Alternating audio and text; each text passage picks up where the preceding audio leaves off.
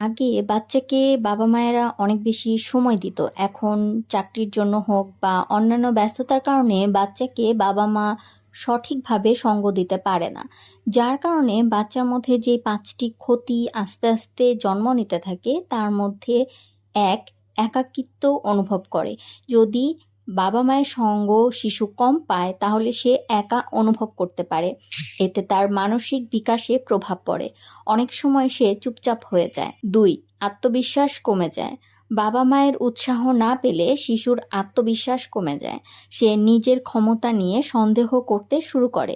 ফলে নতুন কিছু শেখার আগ্রহ কমে যায়। ৩. আচরণগত সমস্যা দেখা দেয়। সঠিক সঙ্গ না পেলে শিশু ভুল আচরণ করতে শেখে।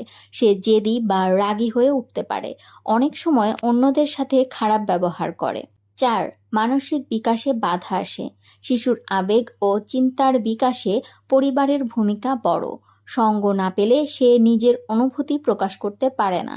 এতে তার মানসিক উন্নয়ন বাধাগ্রস্ত হয়। ৫. ভুল অভ্যাস তৈরি হতে পারে। সঠিক দিক নির্দেশনা না থাকলে শিশুর ভুল অভ্যাস গড়ে উঠতে পারে, যেমন অতিরিক্ত স্ক্রিন টাইম বা খারাপ সঙ্গ। এগুলো তার ভবিষ্যতের উপর নেগেটিভ প্রভাব ফেলতে পারে।